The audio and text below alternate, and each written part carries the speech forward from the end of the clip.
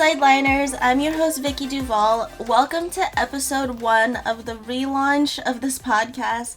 This is not necessarily episode 1, of course, if you have seen others on the feed, but this is the official approval of episode 1. So I guess my bosses decided that I was just annoying enough to have my own show. So here we are. And today I'm joined by the former assistant director at Indiana University East to just talk about what it's like to be a professional athlete and be in college online. And she has so many stories and so many experiences that I think is useful for us to listen to and understand. And I just want to make it clear that her experiences are just her own and they in no way represent Indiana University East in their approach to the program today, but it is an absolute honor to have her on, and she has dealt with me a lot. So it's just an absolute treat. Lori, thank you so much for being here today. Thank you. I'm so honored to be here. Thanks for asking me to be a part of your unofficial episode 1. It is unofficial. Can you tell I'm in my closet right now? No, I can't. Can you tell I'm in my dining room and you can hear my dogs running around? Thank you, quarantine life. Yeah, apparently, so our audio guy, Danny, he was telling me that it sounds a lot better when I'm sitting in my closet. So I was like, I don't know how to set this up anywhere else, but I guess we're just going to have to make do. My laptop is sitting on my box with my taxes, and my mic is sitting on my tennis shoes. I love it. Well, I don't have an external mic, so I hope you can hear me, but I will tell you my closet does not look that clean because I thought about going into my closet to record. I'm like, oh, we would have to do a background and a screen. And this would not be pretty. Yeah, pretty much everything in my closet is sitting on my bed. So yeah. I'm going to have a lot of fun putting everything back when we're done. Yes. So I just want to, before we dive in, why don't you tell us a little bit about what your job title is now?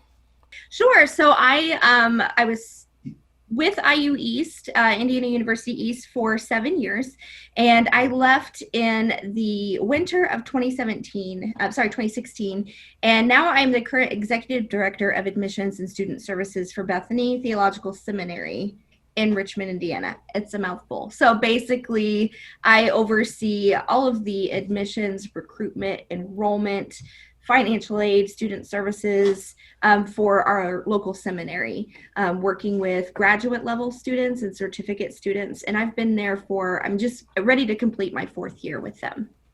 That's awesome. We do really miss you, but I miss everyone there. Yes. So, the segment that I was doing a little bit before was our song of the week. That I think it's a fun thing to have my guest, because I always joke that I listen to the same kind of music all the time, so I definitely want my listeners to get like a bit of variety, because I feel like if I always do the song of the week, they're gonna be like, Vic, we heard this last week. So what song do you have for us? So that's a great question. I love all types of music, and I will tell you, my guilty pleasure, even though I'm 38 years old, I've said it for the world to hear. I love TikTok, and I love listening to all of the trendy music on TikTok right now. I keep having on repeat, and it's actually kind of older, is Kygo and Whitney Houston, Higher Love, the remix. Love that. Love it so much, like blaring it in my car. And then I also have Michael Bublé and NSYNC Christmas on Defrost, ready to come out here in a couple weeks. It's never too soon for Christmas music. Like, my friends are always like, no, you have to do it in sequence, like Halloween, Thanksgiving, and Christmas. I'm like, is there a Thanksgiving playlist? I mean, I feel like you go, like, I was blasting Christmas songs in the summer. Playlist. There's probably one on Spotify. There's, like, everything on Spotify. It really is. So I actually have my tree up. You already do? I do. Wow, you're killing it. I think we're going to get ours next week. It was 71 degrees here in Indiana last week, which is really warm for us. And so we put our outdoor lights up last week and put our tree up. And I just doing a little bit of time. I'm not like full blown like tinsel on the doorways, but I do have the tree up, no ornaments. What's the theme that you usually go for? Are you like a white lights kind of gal? Do you do all the multicolored ones? So on the outside, we have like UV blue, like icicle lights. But my childhood, I've always been a colored lights person.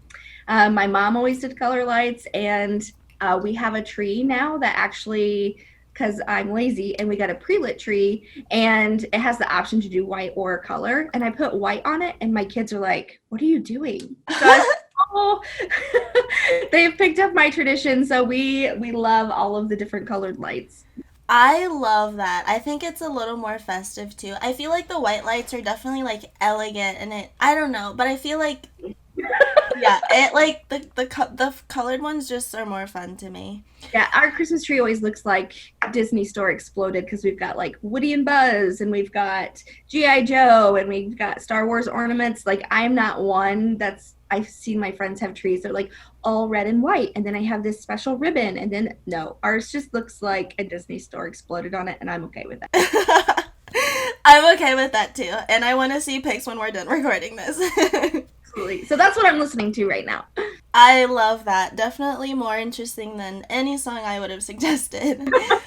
So, firstly, I just wanted to kind of dive into the partnership between Indiana University East and the WTA. So, obviously, that started a couple years ago, but do you know what exactly sparked that partnership with the two?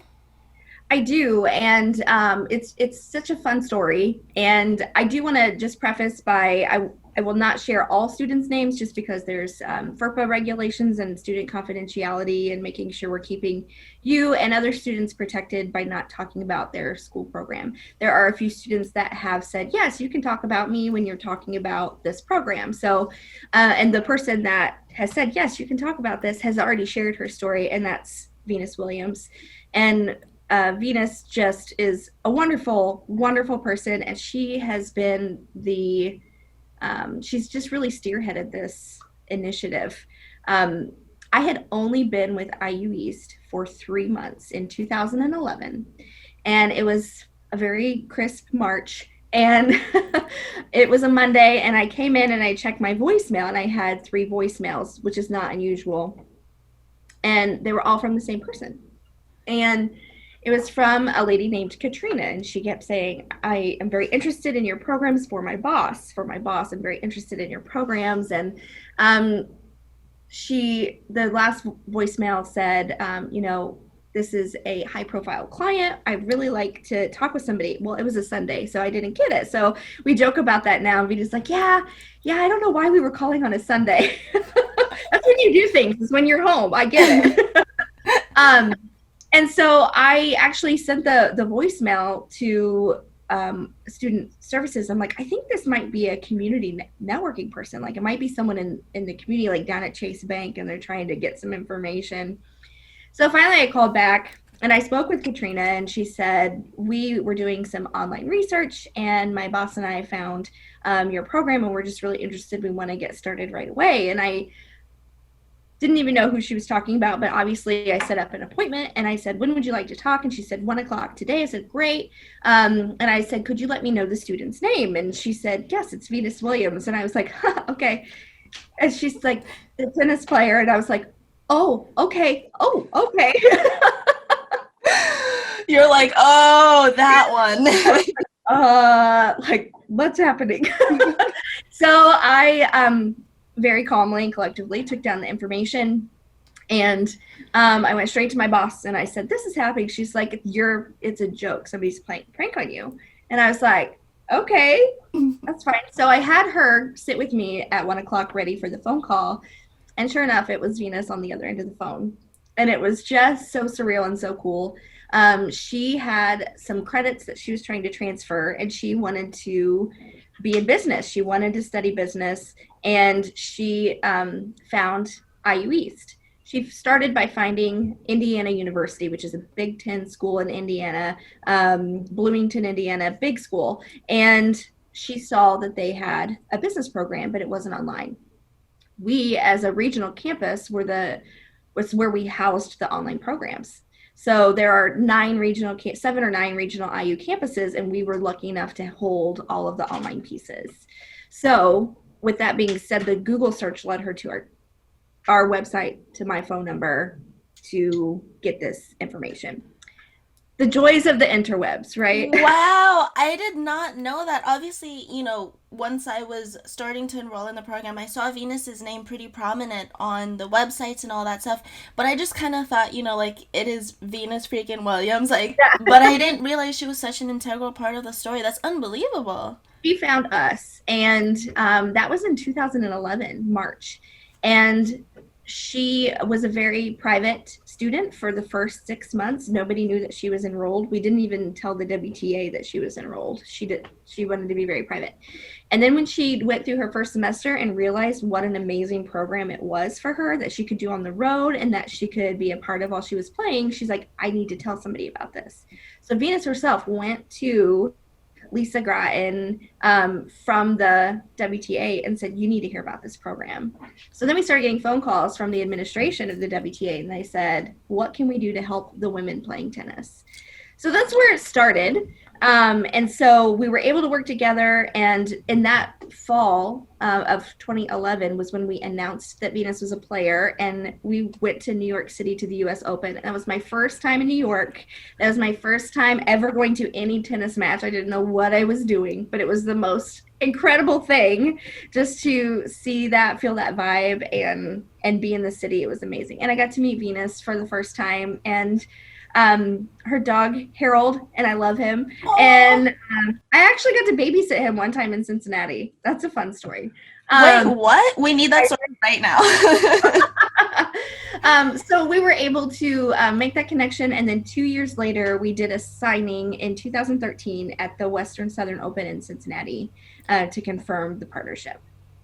Wow. Yeah. I mean, Venus Williams, what a way to just start things off. She's incredible. Absolutely. She is, with her businesses, with her education, she's a role model. She's just an incredible person. I agree. Someone I've looked up to for so long. Hey, girl. Chances Venus is listening to this podcast. Oh, I wish. I'll just tag her a million times on her social media and see what happens. Follows me on Instagram, so we will. She follows you on Instagram too. She'll see it. I think so too, yeah. We'll try to get her to see it. Yeah. So my question is, was there a lot of interest right away from players, or is that something that grew gradually over time? Once we were able to be public, even before we went public, we were able to quietly recruit for the program. And it was word of mouth. That's one of the biggest things. You know that from being on tour. Like someone says, hey, what are you doing? And you show them, this is what I'm doing. Like, oh, I want to do that. So you find that in lots of educational walks, not even just this program, but you experience something. Well, I just ate the greatest cheeseburger. I'm going to tell you about it. So very quickly, we were able to work with a few students before we went public with this. So we were able to meet with them. And I think we had about 3 students signed up and ready to go at that launch in 2013. Before the end of the year, we had 10 to 12 players in 1 year span. Again, I don't speak for IU East now. I do not know what the enrollment is. That could be something that we could look up and put some statistics with this. But when I left, there was 18 women and 2 men in the ATP section that were in the program. So the WTA had their partnership first, and then the ATP followed, right? Yes, a few years later. It took a couple years just to get things in line because the ATP had some other partnerships with education. And so they're like, hey, we want that too. So we were able to work with them and have a signed contract. And I think it was in 2015 when that was signed. Okay. And from your experience at IUE, Indiana University East, what seemed to be the biggest motivating factor for players to take classes? Because, speaking from personal experience, there's obviously a lot going on tour, right? We have a lot to worry about stress-wise, especially, just getting in the mind frame to compete. And for a lot of players, I can imagine that having to, even if it's just a couple classes, having to worry about doing that once you get back to your house or whatever and you're exhausted, that can be overwhelming. So what was kind of like the driving thing for players to undertake classes?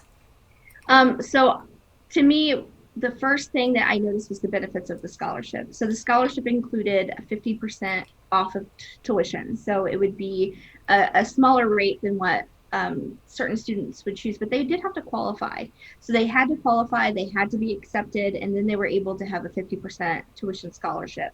Um, Players, not every, I think a misconception is if you're a professional WTA player, you make tons of money.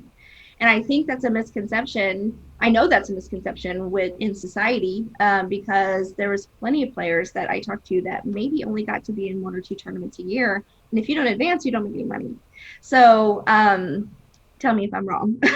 No, you're spot on. It's so true. It's like you hear the word professional, it's like this like mega, it's really not the truth for, I mean, outside of the top 100, it's not the truth at all. Right, absolutely. So we wanted to make sure that those students were able to have benefits that we were able to offer students that are coming to campus. Students have plenty of opportunities to apply for scholarships, just by being in the classroom, and these players wouldn't have that opportunity. So we wanted to be fair and just and make sure that they had a scholarship opportunity. So that was one of the motivating factors.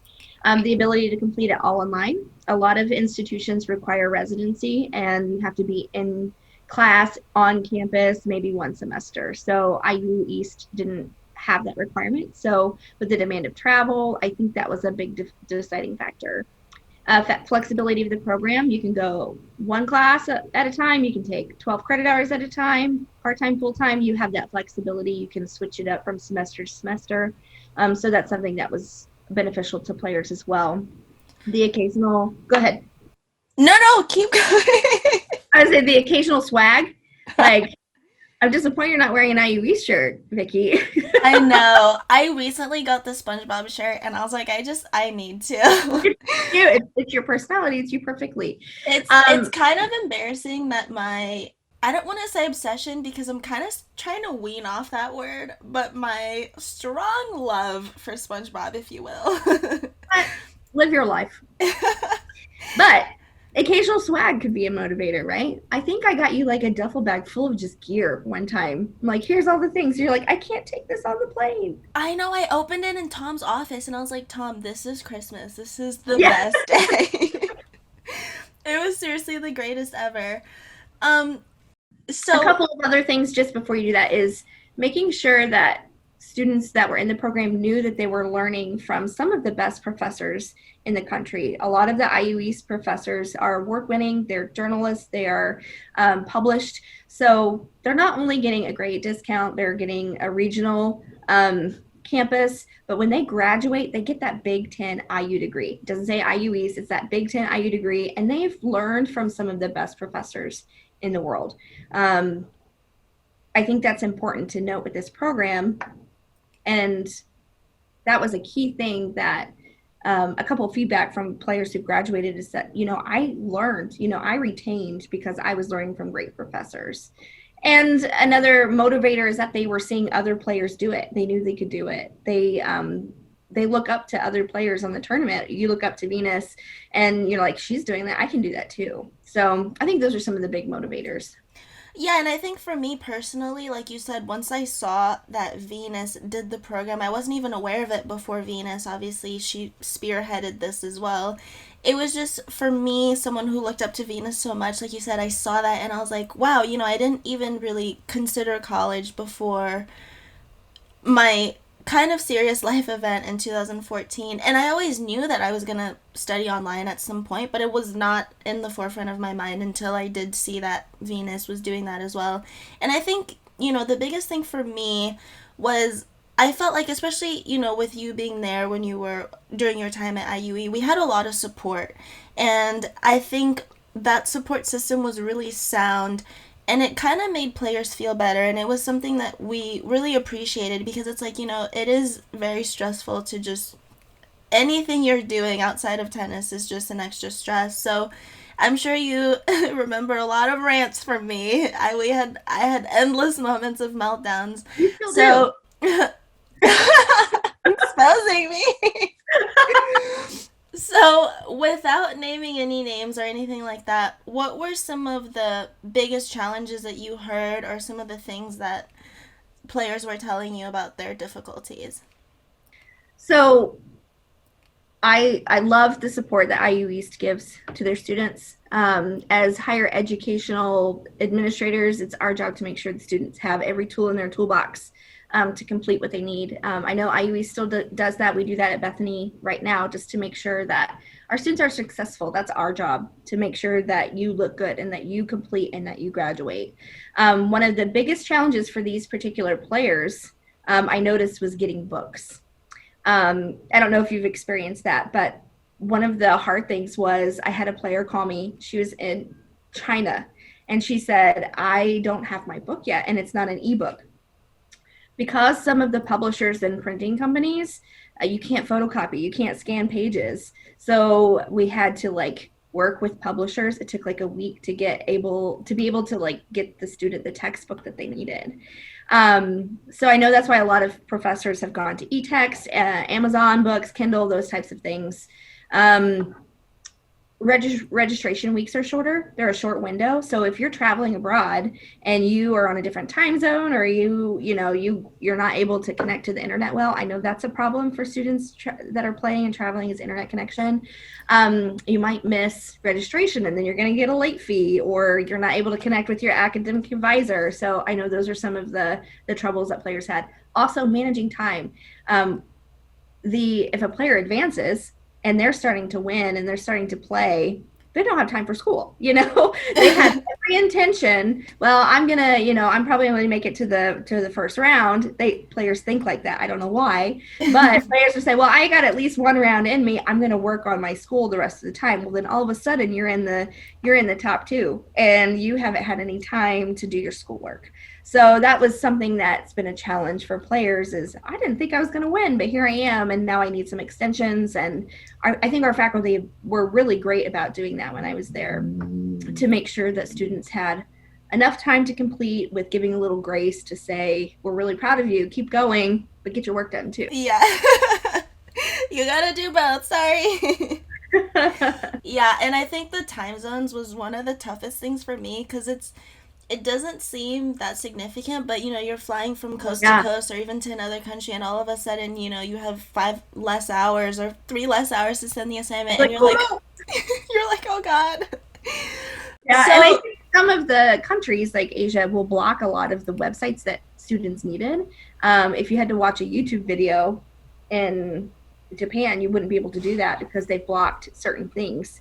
So there had to be ways around that for students to be able to view what they needed for an assignment, because countries block certain stuff without a VPN. So wow, creativity. And that was something that we didn't know from this standpoint, because we had just started this. Not a lot of students are traveling to 8 different countries in a 6-month span. So it was something that our IT and faculty and professors had to be creative with and figure out what was best for the student. It had to be student-centered. I haven't gone to Asia yet, so if that's on my calendar next year, I'm gonna have to plan out my schedule accordingly, school-wise. Yeah. So the approach that I have with my schooling, I'm currently a junior at IUE. I'm so proud of you. I can't believe it. Well, I can. It feels like forever.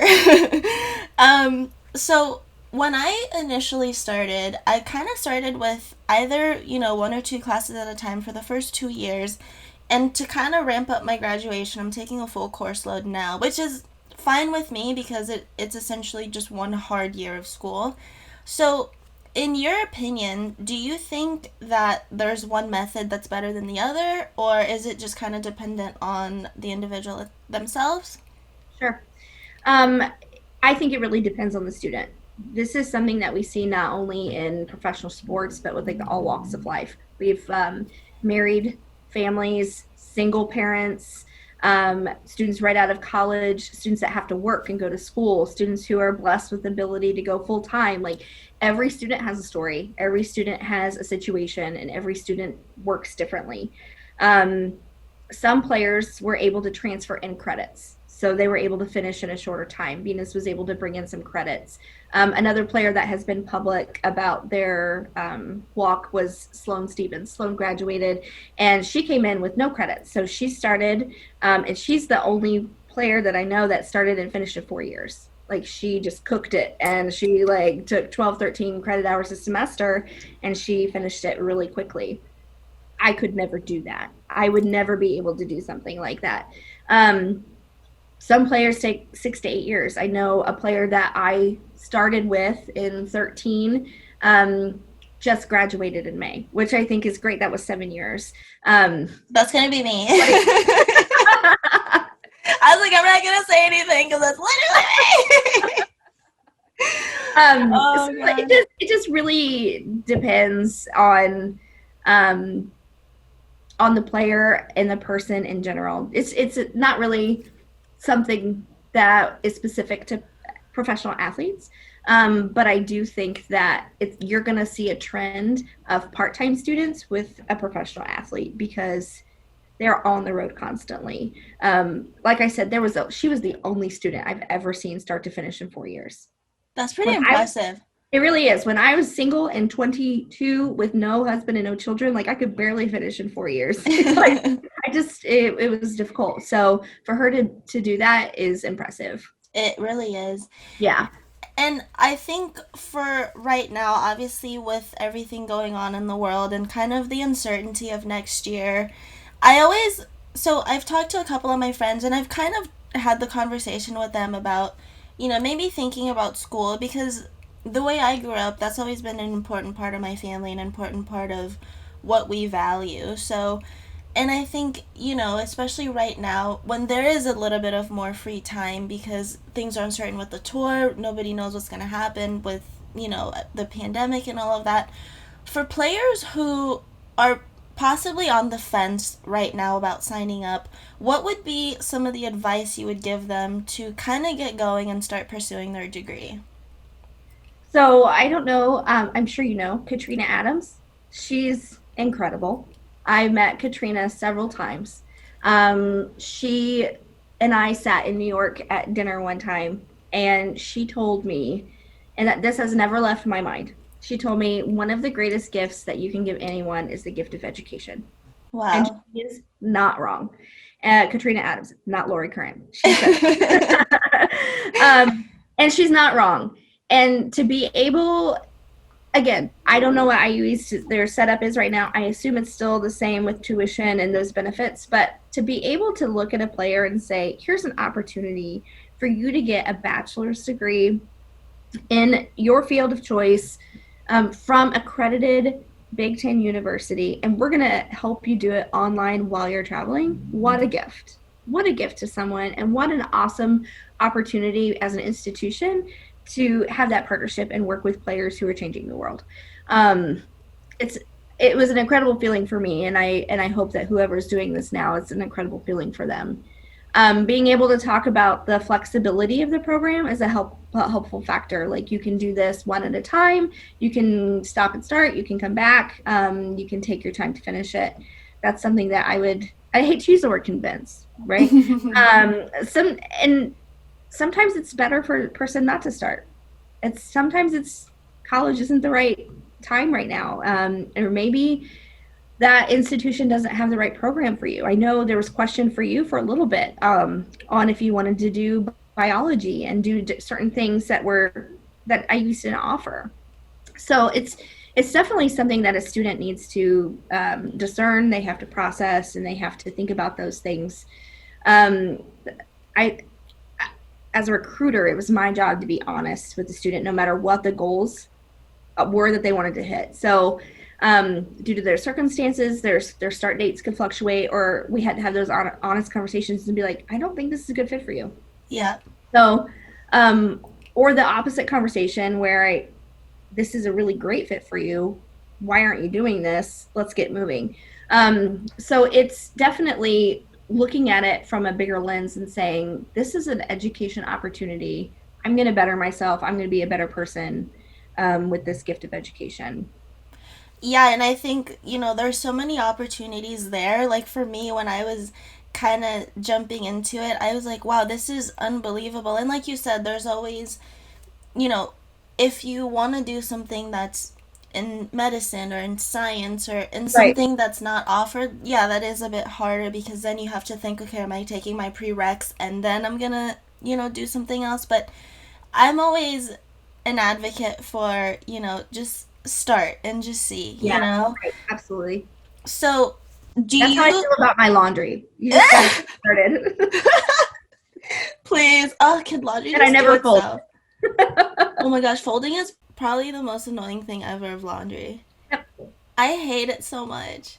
I've started recently actually separating my whites and colors because I'm like, I have some white shirts. I never used to do that because I'm like, I'm just gonna toss everything in. Because I'm like, who cares? The clothes can't tell the difference. I literally started like recently. I'm like, this shirt was white, and now it's like beige, and it's like leaning on tan, and I'm not excited about it. So I'm doing the whole like whites only, putting Clorox in the little thing. Up. Aw. Gosh, I So hate it. responsible. Oh, adulthood is just not all it's cracked up to be. Oh my gosh, I need a pamphlet or something. I don't know about this. I need Real. instructions. So I kind of am on the side of, I think, to a certain extent, taking classes can, as much as it can be an additional thing to not, I guess I could use the word worry about, right? For lack of a better word. I feel like in some ways it could also be a stress relief because it kind of takes your mind off of what you're doing on the court.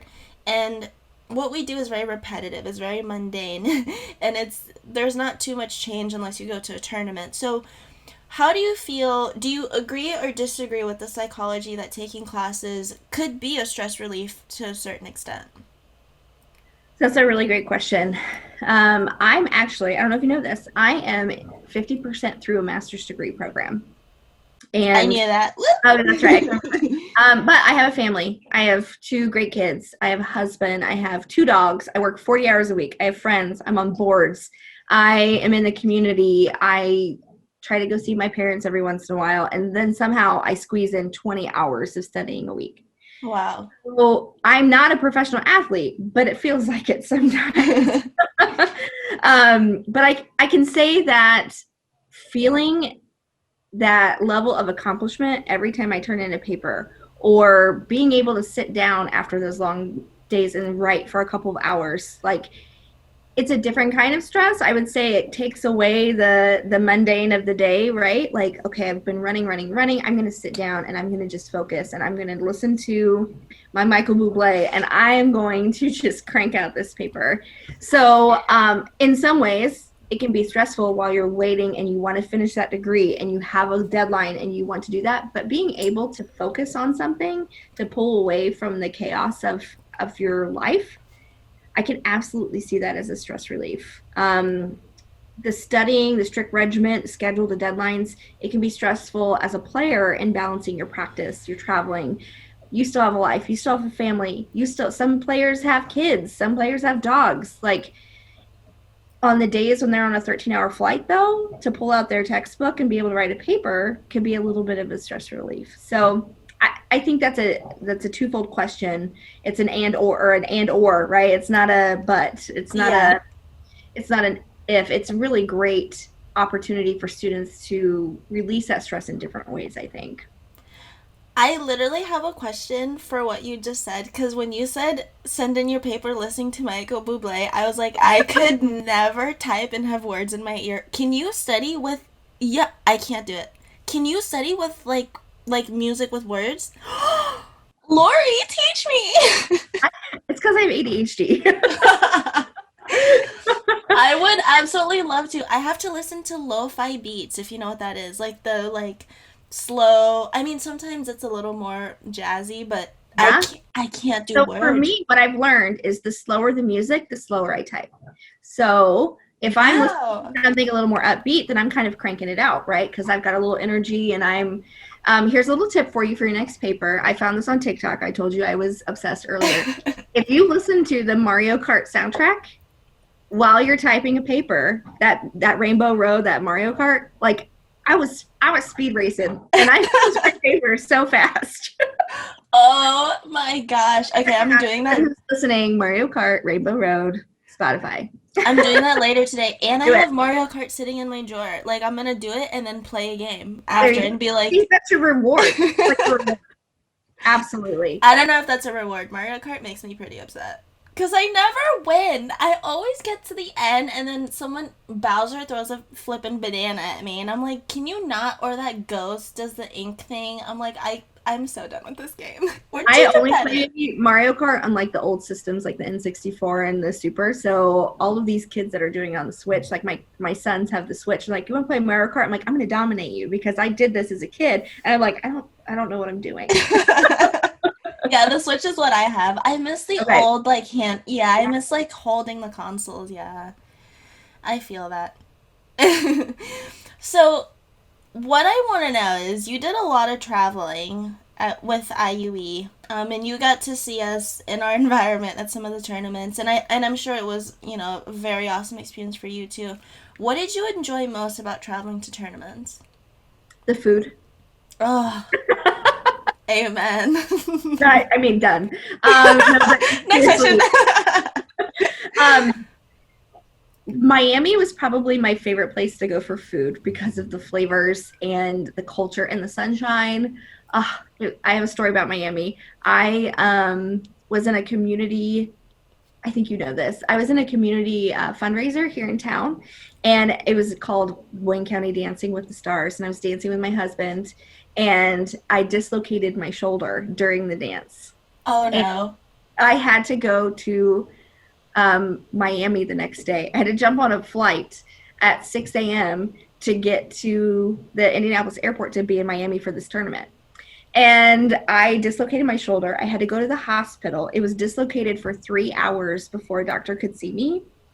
Finally got it put back in. They pumped me full of great medication. My husband drove me. We left the airport, stopped at home, grabbed my bag, went straight to the airport, and I got on a plane to go to Miami the next morning. Stop it. I swear. You never told me the story. But Did the it hurt moment to I pop got it there, back in? yeah, but it's Oh, it's a regular thing for me. Anyway, the moment I got there, I had a Cuban sandwich, and it was oh so my good. gosh. It was so great. The food was great. One of the best tournaments, I think, is the U.S. Open in New York. The atmosphere and being able to stand on Arthur Ashe and just look across the city and see the skyline is one of the most. You don't get to see that, right? I got to see that, but you were downstairs. I got to be upstairs and look at the city. It was so incredible just to have that vibe of the city. Meeting students and putting faces with names. I could look online and Google the players all day long and talk to them on the phone, but being able to sit with you and other players and learn your personality and just figuring out like who you are as a person is exciting. Professional athletes are just people too, Yeah. and it's hard for people to grasp that. And I hope I was able to make people feel important and special, because this is a life choice. You're not getting a degree because you're a professional athlete. You're getting it for you. You're getting it for your future when you're done playing tennis. Yeah. So I loved being able to travel places I've never been before. That was I was blessed with that opportunity. But I had a really great gig there. You know, it was Yeah. a really great thing. Another amazing thing was that I got to stand next to Chrissy Everett, and I shook hands with Billie Jean King. Like, who can say that? Like, it was incredible. Billy is the goat, literally. Like, nobody would be here without her. Right. Oh She's my amazing. gosh. I love her so And I much. got to sit with you and Venus and Sloan and Yeah. Alan, and it's just been an amazing experience because I've built friendships with the players, and um I'm very grateful for the opportunity to travel and be with those people. So From your time at IUE, what was your experience like to see, like you said, you kind of put faces on the names and you played a role in helping these players graduate. So, what was it like to be there and see these mega stars graduate and knowing that you had a bit of a hand in that? like a little sister, right? I don't want to say I'm like a mom, right? But I did feel like I didn't write the papers. I didn't put in the hours, but I did take the time to answer the small questions and be that liaison for students to make sure, like I said, like they had the tools that they needed. If you can't get a hold of your advisor, who are you going to call? You were going to call me. And I wanted to be able to make sure that those students had everything that they needed.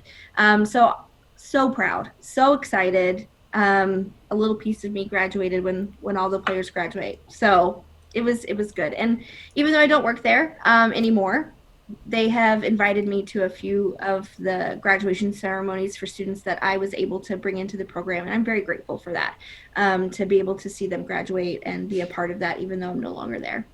That's awesome. Literally, this is so not anything to do with I your answer was unbelievable and I have nothing to add. But the whole time I was just thinking about Miami food. I'm so sorry. I was listening to what you're saying. Please tell me what you were thinking about, because I'm hungry. So as soon as he, oh god, as soon as he said Miami food, I was like, I remember when I think it was either my first or second Miami Open. My agent at the time took me to this restaurant. Until this day, I haven't found something that was more fantastic than this dish. It was a date, right? And it had cream cheese on the inside, cream cheese and cilantro or something. It was like a fancy cream cheese, if you will. So they stuffed the date with that. Cream cheese. Yes, she was bougie. So they stuffed the date with that, and then it was wrapped in prosciutto and wrapped in bacon, and it was fried. Okay, listen. Are you gonna try to recreate that in Vicky's kitchen later today? Oh my gosh, I might have to. I was like, I haven't found this dish. The crunch of it all, the sweet and savory of it all, the textures Remember the of it all. restaurant name? No, I just have the picture. Like, I have the picture, and I'm like, I need this in my mouth right now. It's just, so that's what I was thinking about. I'm so sorry. But I was like, you said Miami food, and I was like, wait, those dates. Yeah. One of the best Miami restaurants, Tom Living Good, took me to the Sandwichery. And it's just a sandwich place, but it was right on South Beach. And it was in like this trailer. And it was the best sandwich I've ever had in my life. And every time I went back to Miami, I got the sandwich, and I tell people to get it every time. What's in it? You gotta give it to us. Miami food is good. It's called the Sandwichery. But what was in that sandwich? Do you remember? I did it was like ham, turkey, salami, like all the meat. Ooh, gosh, we love that. All right, so getting back on track here. Did any other opportunities or partnerships stem from the connection and partnership you had with the WTA? Yes. So as we mentioned earlier, we were able to create a partnership with ATP, so men's tennis. When I left, there were just a few men enrolled. I again don't know what that looks like right now, but to be able to share with ATP was incredible. And I'll combine my next answers, but working with the staff of the WTA and the ATP was incredible. The staff with the WTA, working with Tom and Ashley and Lisa and Cindy and Sloan, like all of them were able to just kind of tuck me under their wing, because I walk into a tournament and I'm like eyes like this, and they're like, hey, let's get you credentials. I'm like, what's a credential?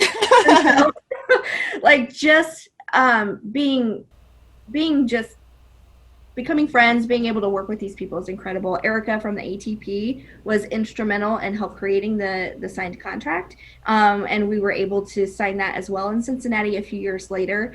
So I'm really proud of that program. I'm proud of the partnerships and being able to work with the players, but just being able to guide the institutions together and say, we have a really great thing, let's do this together. Through the WTA and the ATP, we were also able to connect with PADS, which is the Professional Association of Athletic Development Specialists. And they work with the NFL and the MLB and, every sport. We actually went down to Orlando and saw one of the NXT WWE training centers, and worked with the athletes there just to talk with them and tell them about what we offer. And anybody can be a student at IU East. You didn't have to have a partnership to do it. So we were able to still promote the programs. And so that was really cool. I was able to go to the MLB headquarters in New York City for conferences. That was insane. That was so cool. So there were some partnerships created through that, which was an opportunity I would never have had if it wasn't for the WTA.